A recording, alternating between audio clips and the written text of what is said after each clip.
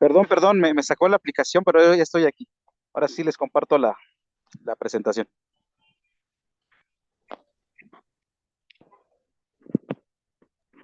Sí, hermano, no se preocupe. Ok, ¿sí se ve en pantalla? Me avisan si se ve, por favorcito. Perfecto, entonces hoy estamos con la clase T número 3. Vamos a continuar acerca de lo que estábamos viendo en clases pasadas. Estamos viendo las clases antepasadas, bueno, la formación de un pueblo. Hace 8 días vimos lo que sucede en Sinaí, cuando Dios les manda las tablas de la ley y los escoge como pueblo especial. Ahora vamos a ver, bueno, ya lo vimos en clases pasadas, qué vio Dios en Abraham, qué le dio Dios a Moisés en el monte Sinaí, qué anhelaba Dios para su pueblo, y la pregunta es si aún es vigente, cuál ha sido y cuál será el tema principal de la Biblia. Vimos la clase pasada que el tema principal de la Biblia siempre va a ser la redención por encima de otra cosa. Vimos también cuál es el autor principal de la Biblia, pues el Espíritu Santo, y autores secundarios, como los hombres que Dios utilizó, como Pedro, como Juan, como Pablo, entre otros. Y a 5 autores secundarios, pues ya mencionamos a algunos. Ok, hoy vamos a entrar con lo que es la división de la Biblia y hablar acerca de los idiomas.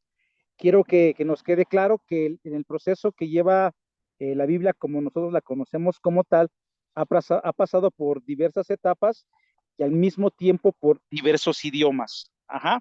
Hay una imagen que aparece que el Antiguo Testamento está compuesto, nosotros la conocemos, que está compuesto por 39 libros, y el Nuevo Testamento está compuesto por 27 libros. Pero vamos a hacer unas anotaciones el día de hoy. No vamos a entrar como tal al Antiguo Testamento, sino unas partes que se diferencian con nuestro Nuevo Testamento. Ok, división de la Biblia. ¿Qué es un testamento? Bueno, un testamento lo podemos, proviene de la palabra latín que significa testamentum, y en el ámbito legal es algo que trata de un documento en el que las personas expresan su última voluntad. Eso es un testamento como tal. Pero nosotros podemos definir la palabra testamento como la última voluntad, un contrato, un convenio o un pacto.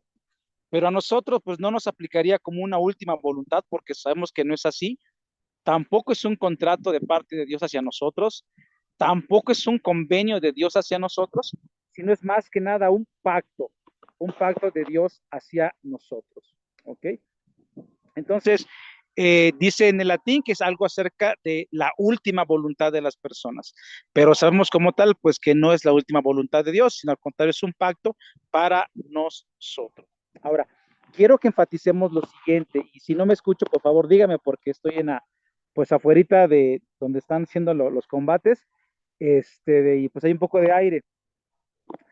Quiero que enfaticemos lo siguiente, los judíos solamente reconocen un testamento. Nosotros los cristianos reconocemos o aceptamos dos, pero hay una curiosidad o hay unas ciertas circunstancias que pasan con los judíos y que pasan con nosotros. Vamos a empezar a ver la división de la Biblia. Ahora, ya vimos lo que es un testamento. Hace 8 días mencionamos también lo que era un canon. Se podía tomar, si lo pudiéramos tomar desde esta forma, como una vara de medir, algo que ya ha sido señalado, algo que ya ha sido marcado y que se utiliza para medir algo, es decir, para darle la validez a algo. En este caso, a la escritura. ¿Ok?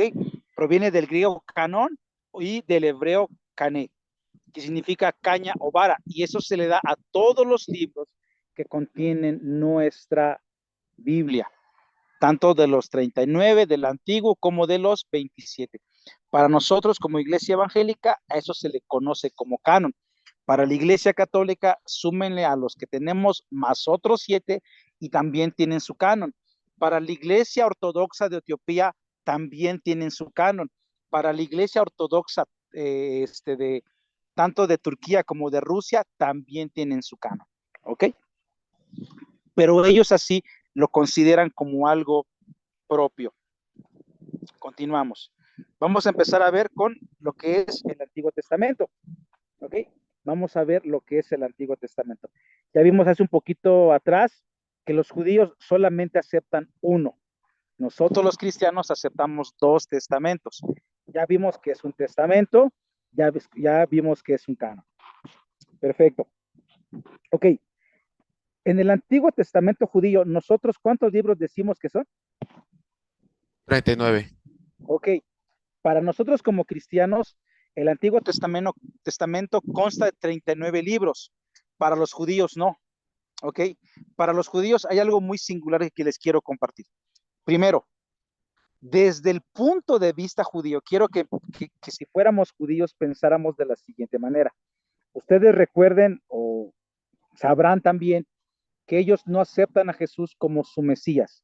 Ellos no lo aceptan, para ellos solamente fue un profeta más, pero no es el Mesías que ellos esperan. ¿Por qué? Porque hay muchas enseñanzas en su canon de ellos que no les permite que aceptar a Jesús como Mesías, sino porque dice que cuando venga el Mesías de ellos habrá paz y habrán muchas cosas.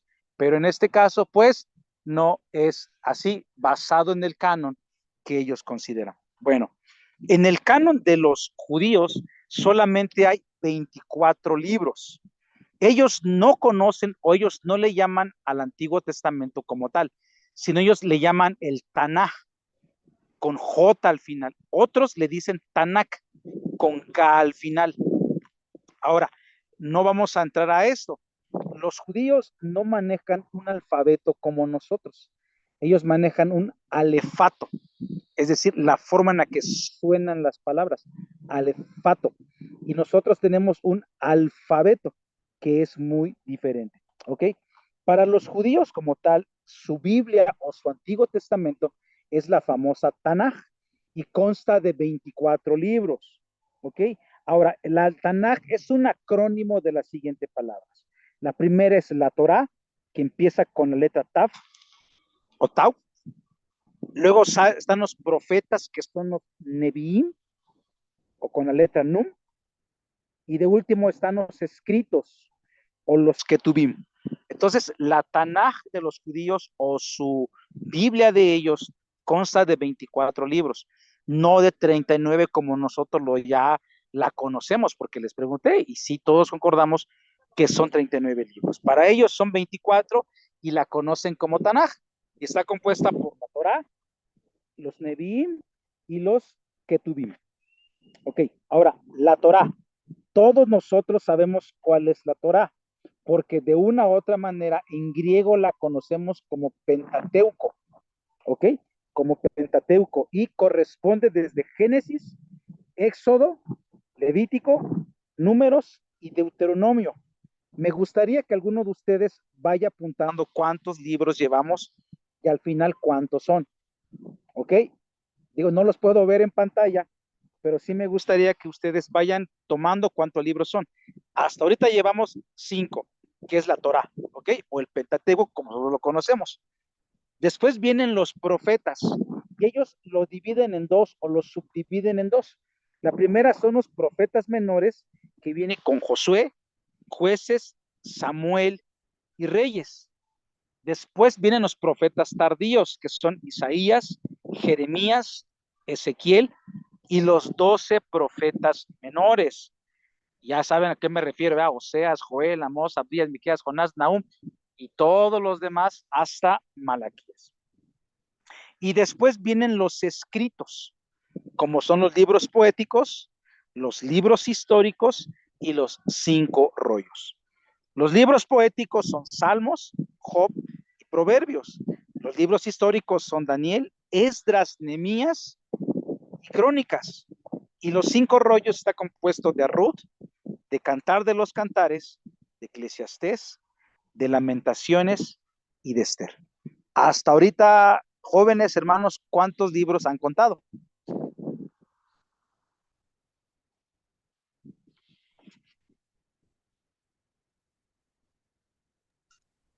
Son 12. 12. A ver, vamos de nuevo. Son 5 del Pentateuco, ¿ok? Luego Son vienen 24. 4, bueno, 8 de los profetas.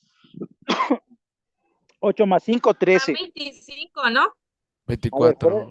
Ajá. 13. Son 25. A ver, ¿por qué 25 por 24? 24. Son 24. Ahora, ¿cuál es la diferencia? Si se dan cuenta, Sí, ellos son como, 24.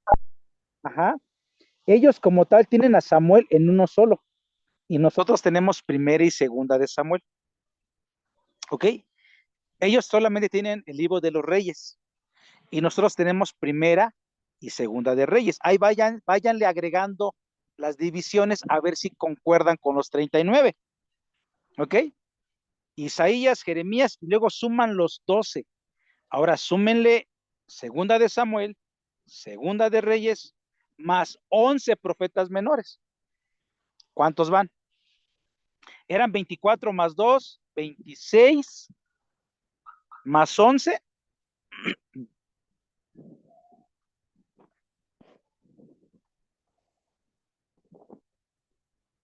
Luego tenemos crónicas. Crónicas, nosotros también las dividimos en dos. ¿Cuántos suman? Esdras y Nehemías, también nosotros los dividimos en dos. ¿Cuántos suman? 40, 39. Bueno, Que ahí son nos los da los 39. 39, que son los que nosotros conocemos como Antiguo Testamento. ¿Ok? Ujú. Pero para ellos no hay Antiguo Testamento. ¿Por qué? Ok, quiero que pongan atención en lo siguiente. ¿Por qué para ellos no puede haber un Antiguo Testamento? Porque para ellos, al decir que hay un Antiguo Testamento, les estamos diciendo que ese ya no es vigente. ¿Ok? Porque si es antiguo, por lógica tendría que haber un nuevo. Y si es antiguo, por lógica, ya no es vigente. Entonces, ellos no aceptan el término Antiguo Testamento. Para ellos, su Biblia es la Taná y está compuesta por tres partes: por la ley, por la Torá, por los profetas, que son los Nevi'im, y los escritos, que son los que tuvimos. Si algún día tuviesen la oportunidad de compararse una Biblia hebrea, cómprenla como Tanaj, no con K, sino con J, Tanaj, y se darán cuenta que son 24 libros. Ahora, quiero que también pongan atención en lo siguiente. Ellos no están muy de acuerdo con nosotros los cristianos en lo siguiente. A ver, hermanos, esgrima bíblico, rápidamente. ¿Cuál es el último libro? ¿Cuál es el último libro del Antiguo Testamento en nuestra Biblia? Malaquías. Ok, Malaquías. ¿alguien lo ha leído? La verdad, ¿alguien lo ha leído? No, solo hemos tomado, en este caso de Malaquías 3:10, ¿no? Cuando nos toca dirigir la oración por la ofrenda. Que es la más común, ¿no? No, pero sí me gustaría que en casa lo lean, por favor, el libro de Malaquías. Y Malaquías cierra con lo siguiente. Malaquías cierra con una profecía en donde dice que vendrá un Mesías. ¿Ok? El profeta Elías dice por ahí. Y eso hace una transición con nuestra Biblia, con el Evangelio de Mateo. Y en el Evangelio de Mateo, ¿a quién se le conocía o le preguntaban que era Elías?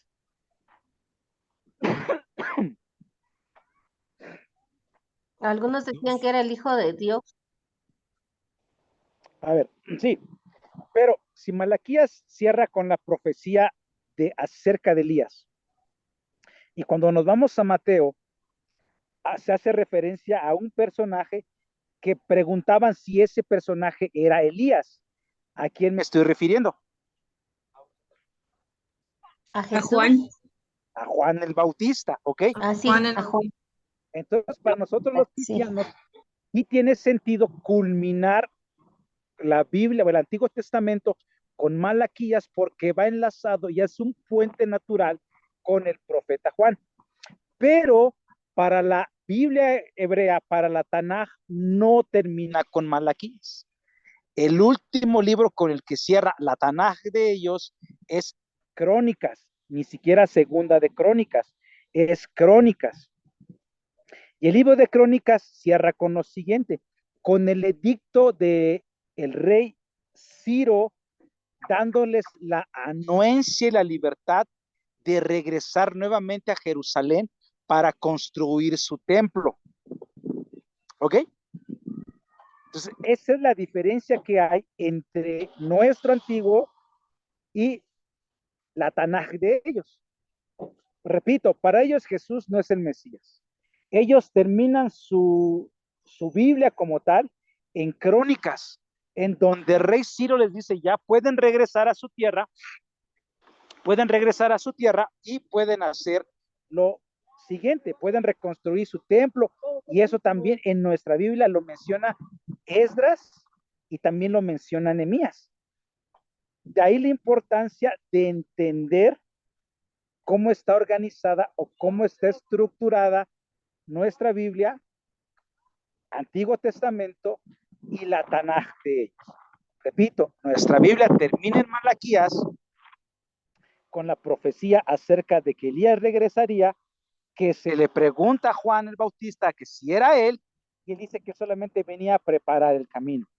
La Tanaj judía termina con Crónicas, con el edicto del rey Ciro, dándoles la anuencia y la libertad de regresar a Jerusalén los que quisieran y reconstruir su templo. ¿Ok? Esa es la diferencia que hay entre las Biblias, entre la Tanaj, que es judía, hebrea, y la que nosotros tenemos, que consta de 39 libros, y la que tienen ellos consta de 24. Parece algo sencillo, pero hay mucha profundidad dentro de esta. Hermanos, antes de continuar, ¿alguna duda, alguna pregunta? Ninguna por el momento, hermano. ¿Seguros? Bueno, nos vamos al nuevo. Entonces, nada más quiero recapitular con eso. Nosotros terminamos con Malaquías porque es un puente natural con los evangelios.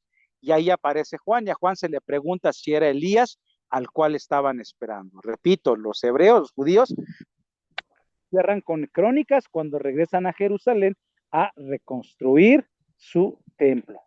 Continúo. Ok, vámonos al Nuevo Testamento. ¿Cuántos libros tenemos en nuestro Nuevo Testamento? 27. 27. Ok, pero también está estructurado de algunas formas para que nosotros también lo podamos entender y lo podamos comprender. Ok, bueno, está dividido en 3 principales divisiones y sus subdivisiones. Los primeros son los históricos, los 4 evangelios, Mateo, Marcos, Lucas y Juan, y el libro de Lucas o Hechos de los Apóstoles. Después vienen los doctrinales y prácticos, que son 21. Y hay un libro el cual es profético, que muchos le tienen miedo, que es el Apocalipsis. Continúo. Ahora, También revelaciones. sí, revelaciones. Cuando veamos un poquito del griego, quizás toquemos el tema. ¿Ok? Libros históricos, Mateo, Marcos, Lucas y Juan. Viene algo curioso. Yo les preguntaba hace 8 días si ustedes sabían o conocían el término de evangelios sinópticos. Les vuelvo a preguntar, ¿ustedes alcanzan a conocer ese término de evangelios sinópticos? No. Ok. ¿Alguna vez, estudiando la Biblia a conciencia, han leído el evangelio de Marcos, de Mateo y de Lucas? Si no lo han hecho, léanlo a conciencia. Sí. ¿Qué me refiero a conciencia? Que muchas de las cosas que menciona Marcos lo menciona Mateo. Y también muchas las menciona similar. Lucas. Son sinópticos. Pero el que no menciona casi nada es Juan. Por eso se dicen, bueno, sobre todo los críticos de la escritura dicen, ¿quién le copió a quién? ¿Ok? ¿Quién le copió a quién? Hago un pequeño paréntesis, no sé si más adelante lo vayamos a tocar.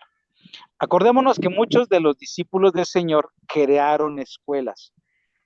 No es malo lo digo con mucho afecto y también con mucho respeto, no es malo que ustedes en el proceso de su vida cristiana, independientemente de sus hijos, formen personas.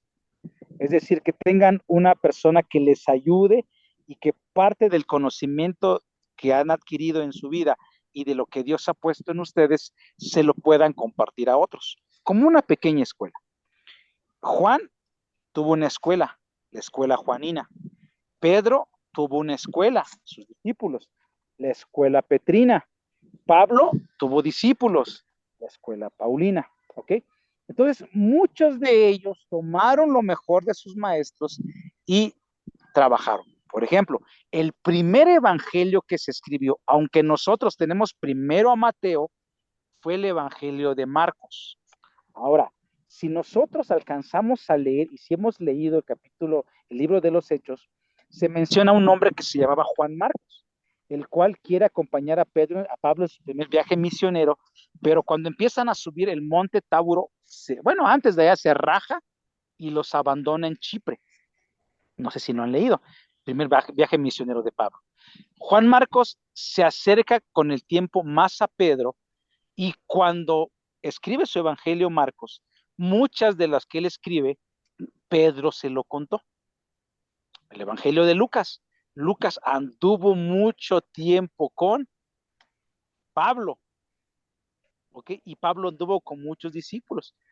Ahora, Mateo se cree que Mateo se acercó a la mamá de Jesús, a María, a preguntarle muchas de las cosas que él pone en su evangelio. No me quiero detener aquí, sino voy a avanzar. ¿Ok? Luego vienen las cartas, las doctrinales, las que son eclesiásticas o van dirigidas a las iglesias, desde Romanos hasta Segunda de Tesalonicenses, pasando por Primera y Segunda de Corintios, los Gálatas, los Efesios, los Filipenses, los Colosenses y la primera y por último la Segunda de Tesalonicenses. Fueron dirigidos a iglesias que se estaban formando en el primer siglo en los diversos lugares de Asia y en parte también de Europa. ¿Ok? Continuamos. Epístolas doctrinales. Aquí Pablo ya cambia la directriz de sus cartas. Ya no son para una iglesia, sino son para personas. La primera es a Timoteo, primera y segunda, y a Tito, porque estos hombres eran, pues, siervos de Pablo y por lo general se dedicaban a pastorear las iglesias nacientes. Después le escribe una carta personal a Filemón. No sé si la han leído, cuando tengan la oportunidad también léala, y habla acerca de un hombre, que no voy a decir su nombre, pero si lo pudiéramos traducir, es útil. Uno que le robó. No le robó a él, sino, que se llamaba ¿cómo? Onésimo. Ay, Onésimo. Onésimo. Perfecto, qué bueno que Dijo leen. que ahora era hijo de Pablo, espiritual. Pero espiritual, no van a pensar que era físico, espiritual, ok, y después le escriben una carta a los hebreos. Tomando un poquito de la clase pasada, acordémonos que Hebreos como tal no tiene un autor determinado, sino que pudo haber sido escrito por Pablo, por Apolos o incluso por Bernabé, por otros. ¿Cómo nos damos cuenta? Miren, chicos, todos nosotros a los 18 años vamos a INE a legalizar nuestra firma. Cuando terminamos nuestra prepa, también legalizamos nuestra firma. Y es la firma que nos acompaña para documentos oficiales. Y de una u otra manera, la forma en la que agarramos el lápiz o la tinta o lo que sea, saben que a la hora de hacer el trazado en el calce, se entiende que es nuestra firma. Lo mismo pasa con los hebreos. Tiene tintes, tiene muchos apuntes que no fue solamente de Pablo y fue dirigido a hebreos como tal. Continuamos. ¿Ok? Pero no Epístolas. hay una noción. ¿Mande? Hay noción de que, o sea, Pablo escribió Hebreos. Es que muchos tenemos esa tradición. Muchos decimos fue Pablo, pero no, miren, vuelvo al punto. todos nosotros cuando redactamos algo, se sabe cuando fue hecho por nosotros o Ujú. cuando no fue hecho por nosotros. Pero hay ciertas porciones de Hebreos que pareciera que no fuera la pluma de Pablo, sino de otros. A todos se lo atribuimos a Pablo, pero se cree que también estuvo involucrado Apolos, Bernabé, entre otros. Luego están las epístolas generales. Santiago, ¿cuál Santiago? El hermano menor del Señor. Primera y segunda carta de Pedro. Ahora, si algún día han leído la primera y la segunda carta de Pedro, leyendo la conciencia, observen que algunas palabras que menciona la primera carta de Pedro no están tan común en el léxico de la segunda. Entonces también ahí piensan que no fue directamente Pedro, sino alguno de sus discípulos. Las epístolas de Juan, lo que les decía la clase pasada, si han leído el Evangelio de Juan y si leen las cartas de Juan, también hay diferencias. No estoy diciendo que esté mal o que sea algo apócrifo o pseudoepígrafe, no, sino la forma en la que está escrito se ve que hay hasta cierto punto no una hegemonía ni una autonomía de una sola persona, sino de varias, ¿ok? Está la epístola de Judas, que es un pequeño capítulo, y los proféticos. Ahora, hace rato les digo, no los puedo ver, estoy con el teléfono, pero el libro de Apocalipsis, pues mucha gente dice Apocalipsis y tiene temor, pero realmente la palabra Apocalipsis es la revelación del Cristo resucitado a su discípulo amado Juan, expresándole algunas cosas que van a pasar. Ahora, quiero que nos regresemos un poquito al Antiguo Testamento. ¿Con qué terminaba el Antiguo Testamento? Basado en Nataná. Y me sacó. Malaquías. En Malaquías, perfecto. No. Basado en Nataná. Lo acabamos de ver.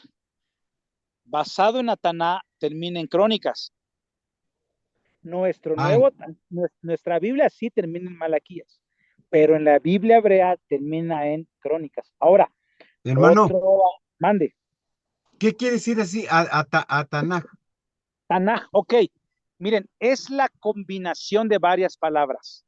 Ta, de Torah, Nah, de Neviín, y la J, de Ketubim, que es un acrónimo, la unión de palabras Torah, Neviín, Ketubim.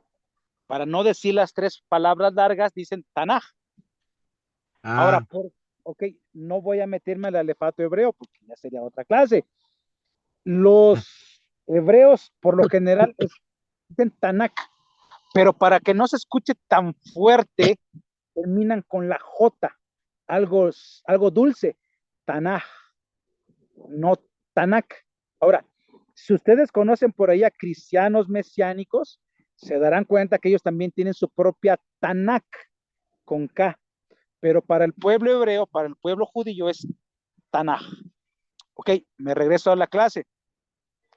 El libro de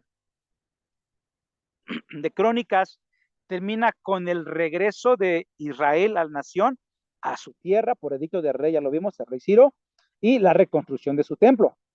Para ellos no hay Mesías, para ellos no hay nada de lo que se menciona en Apocalipsis. Otra razón por la cual ellos no aceptan a Jesucristo como Mesías. ¿Ok? Quiero cerrar ese punto acerca de los testamentos. Nuestro Nuevo Testamento, pues, es más para la iglesia, otro pueblo, y el Antiguo Testamento es para otro pueblo.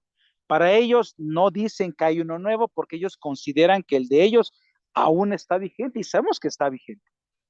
Pero ellos no pueden decir que es antiguo porque al decir que es antiguo hay uno nuevo y al decir que es antiguo ya no tiene vigencia. ¿Ok?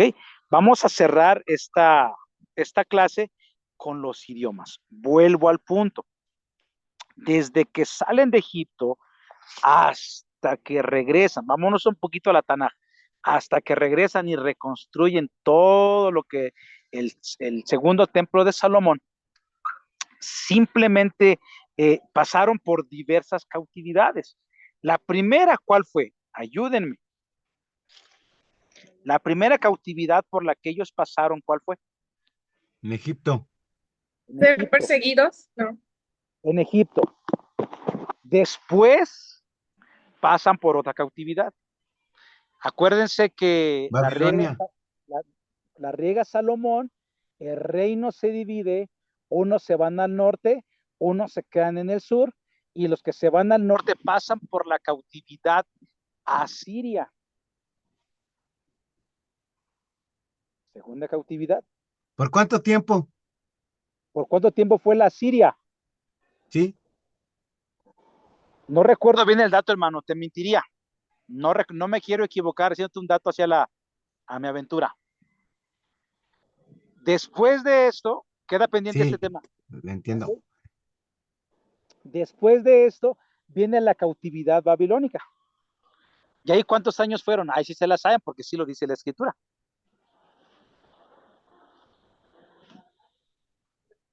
¿Cuántos años fueron cautivos en Babilonia? ¿No? Ay, no me acuerdo. Bueno, ¿400 años? no, Los eso fue en Egipto. 400 años son de Egipto, ¿no? Fue en Egipto. Fueron 70 años que pasaron de cautivos en Babilonia. Ahora, mientras eran llevados a diferentes lugares, ellos aprendieron algunos idiomas, ¿ok? Después de los babilónicos, está el imperio medio persa, que al fin y al cabo es exactamente lo mismo, cambian algunas cosas, pero después de ellos llegan los griegos, ¿ok? Con Alejandro Magno y sus generales, Casimaco, Antíocos, los Antíocos y todos ellos. Y después de ellos vienen los romanos. Entonces, ellos habían pasado por diferentes cautividades. Miren, pongo un ejemplo rápido y práctico. Nosotros que vivimos en México, estamos acostumbrados al Spanglish. ¿Qué es el Spanglish? Meter palabras anglosajonas en nuestro idioma. Por ejemplo, hamburger, ¿no? La hamburguesa, el hot dog, los perros calientes. No sé, palabras así que metemos en nuestro idioma. Pero ¿qué pasa cuando algún mexicano se va a Estados Unidos por poco tiempo? Lo primero que le pasa al mexicano es que se olvida de sus raíces y primero, don't speak Spanish. Ya no habla español. Ahora solo habla inglés. ¿Ok? Ya no nos entiende. Chicken, Ahora, mande. puro chicken. Puro chequen, dicen, ajá, los chamacos estos. Ok. Entonces, lo mismo pasó con el pueblo de Dios. A cada lugar que iban aprendían algo, cada lugar que iban aprendían algo. Ok, en el Antiguo Testamento, vámonos al Antiguo Testamento. El primer idioma con el cual empezaron a hablar cuando es Abraham es un hebreo. Ok. Con el paso del tiempo viene el arameo. Y la mayor parte de los idiomas del Antiguo Testamento es el hebreo y el arameo. Ahora, quiero hacer un pequeño paréntesis. Hay algunas palabras que se mencionan en la escritura que no son hebreo como tal. Por ejemplo, la palabra paraíso. La palabra paraíso para los hebreos no existe. Fue acuñada del arameo que aprendieron mientras estaban cautivos en Babilonia. Otra palabra como tal, el infierno. Para ellos la palabra correcta es el Gehenna. ¿Ok? Palabra que fue acuñada a otro lugar.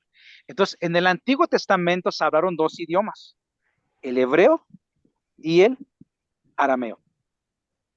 Hebreo mientras en teoría fueron libres y arameo en el proceso de los sirios, de los babilónicos, de los medos persas. Todo eso sucede en el Antiguo Testamento.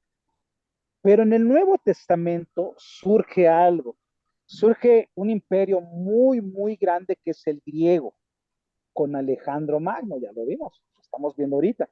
Y ellos tenían un idioma que se llamaba griego común o el griego koiné.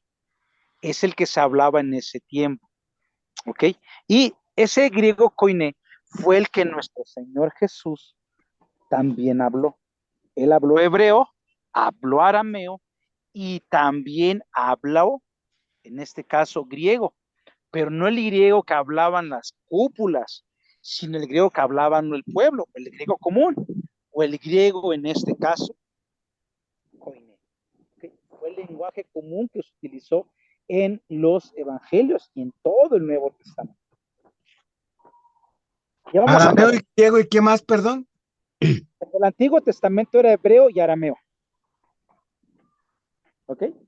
Sí. En el Antiguo Testamento era hebreo como tal, después aprenden el arameo en su tiempo de cautividad, regresan por el edicto de Ciro, surge en ese tiempo Alejandro Magno y Alejandro conquista toda esa región y desaparece hasta cierto punto el arameo y destaca mejor dicho, el griego koiné o el griego común. A los que van en la preparatoria, hermanos, no los alcanzo a ver. No sé si aún se enseña, pero se enseñaba una materia que se llama etimologías latinas o etimologías romanas, o las unen en grecorromanas. Y ahí se nos enseña, porque se nos enseña hasta cierto punto, si no hablar, por lo menos a interpretar el alfabeto, ya no alefato. Acordémonos que los hebreos tenían un alefato, la forma en la que, cómo suenan las palabras. Y los griegos tenían un alfabeto, cómo se escriben las palabras. Y el alfabeto griego aquí está en la última imagen, si no mal recuerdo. Yo sé que todos lo hemos visto en nuestra vida, y de hecho, en Apocalipsis dice, yo soy el alfa, yo soy el qué, El omega. el omega, y eso hace referencia al alfabeto griego. Yo soy el primero, pero también soy el Y el último. último. ¿Okay? Ahora, yo les he dicho, si algún día tienen la oportunidad y tienen la economía y el deseo en su corazón, cómprense una Biblia lineal. La versión que sea, NBI, Reina Valera, la que sea, pero debajo de ellas viene en griego. Obviamente solo es el Nuevo Testamento. Y ahí nos menciona muchas cosas. Y cuando nosotros los que damos clase, de hecho el tercer y cuarto trimestre del San Pablo es para los que dan clases, entonces, para que conozcan muchas cosas. Si ustedes se acordarán, en el primer trimestre tuvimos una materia que se llamaba Historia de la Iglesia. Historia de la Iglesia. Y había una parte en Sí. Hechos capítulo 2 donde dice, me seréis testigos. Y yo confronto muchas veces a los jóvenes o a quienes me toca enfrente, le digo, pues bien, ¿quieres ser testigo? ¿Quieres ser testigo a las naciones? Pero ¿qué te parece si nos vamos a la raíz, a la esencia de la palabra? Y descubrimos que la palabra testigo en griego, koiné, significa martus. ¿Y qué es un martus? Un mártir. ¿Y qué Murió es un por mártir? el evangelio. Aquel que sufre. Ya cuando les dice sufrir, pues como que ya no les convence. Recapitulando la clase ya para concluirla, eh, los hebreos, judíos, su Tanaj, 20 libros, 24 libros, no son los 39. Ellos no culminan como nosotros culminamos con Malaquías, sino culminan con su regreso a Jerusalén y a la construcción de su templo, porque para ellos, pues Jesús no es el Mesías y por tanto no van a concluir como nosotros terminamos. Entonces, de una u otra manera, ellos pues están en su derecho porque es su canon y para ellos es sagrado. Ahora, ellos dividen la Tanaj desde lo más sagrado, porque para ellos lo más sagrado fue lo que escribió Moisés. Después vienen las profecías que Dios le da a esos hombres profetas para que reprendan de manera religiosa o de manera social a su pueblo, y después vienen los escritos. La Tanaj, que vimos que es la Torá, los Neviim y los Ketubim. ¿Ok? Ahora, todos ellos pasaron por un canon para poder formarse y decir que eran inspirados por parte de Dios. Empezaron desde las cautividades de Babilonia con la Torá y concluyeron 200 años después de Cristo.